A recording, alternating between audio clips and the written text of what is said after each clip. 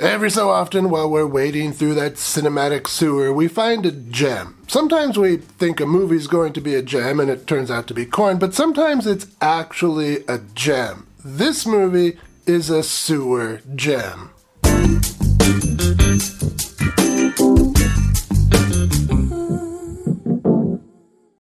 Welcome to Exploitation Reviews, and me, Rob, and today I'm taking a look at Scream for Help from 1984. This film comes to us from Michael Winner, who's most famous as the director of the first 3 Death Wish movies.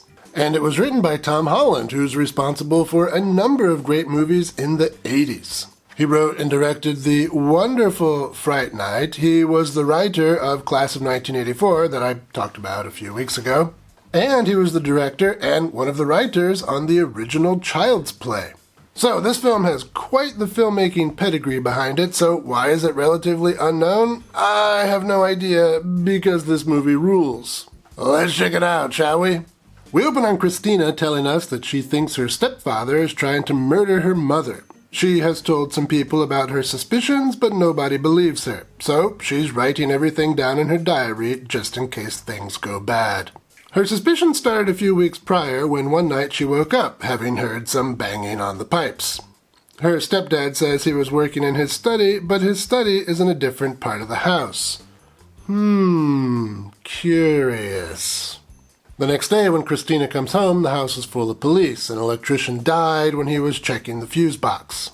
He didn't notice that up above it a water pipe had busted, and water plus electricity equals... Crackling sound like frying bacon. Christy thinks that her mother was the intended target, so she rushes over to her best friend's house to tell her. That best friend is not too happy with being interrupted.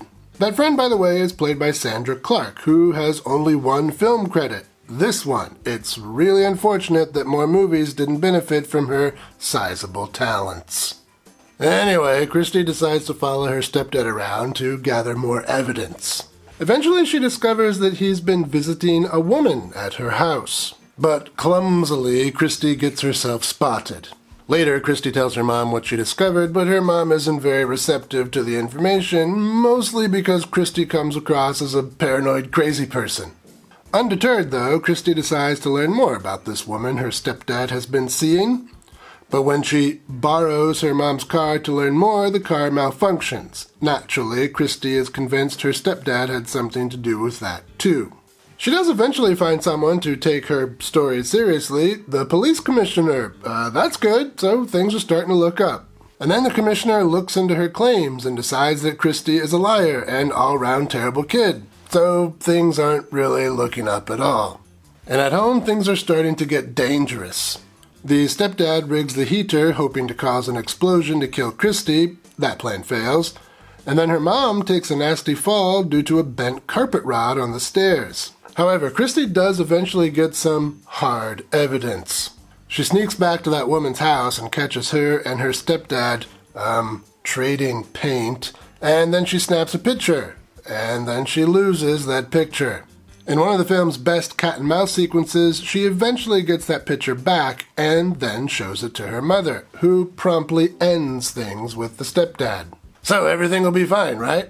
Well, we're only 50 minutes into a 90-minute movie, so we're not done yet. But that's enough out of me as far as plot goes. Let's talk some highlights. This just might be the sleaziest teen detective movie ever made. The odd musical choices trick you into thinking you're watching a Nancy Drew ripoff or an after-school special, and then bam, there's a huge pair of swinging to remind you that no, that's not what you're watching at all. You are watching an exploitation film by the director of Death Wish. And to go along with those swinging, we get some dialogue straight out of the sewer. I just wanted to lose my chair to someone. Anyone, even a garbage man. So have you ever watched one of those Lifetime movies and thought, this movie would really benefit from some sleazier dialogue and more than a few swinging pairs of... Then this movie is for you. But even so, I wouldn't say the film is perfect. Like a man and his mistress doing things worthy of a Polaroid, this thing has some shortcomings. Well, I can't really complain about this movie too much. For what it is, it's great. It can be a little frustrating watching Christy fail to get any adults to believe her claims because of her inability to sound like a sane person, but that's not really a problem with her acting, it's just the way the story is written. It's kind of a Boy Who Cried Wolf story, except she's right about the wolf the whole time. It's just she sounds like someone making stuff up for attention. I suppose the movie could have been maybe more interesting if it wasn't clear to the audience if Christy was believable or not, but that's not the movie we have. It's pretty clear almost immediately that the stepdad is up to no good. There are still some fun twists and turns and surprises though, so don't let that turn you off. My only real complaint, I suppose, is I would have liked to have even more skin, but I think that about every movie.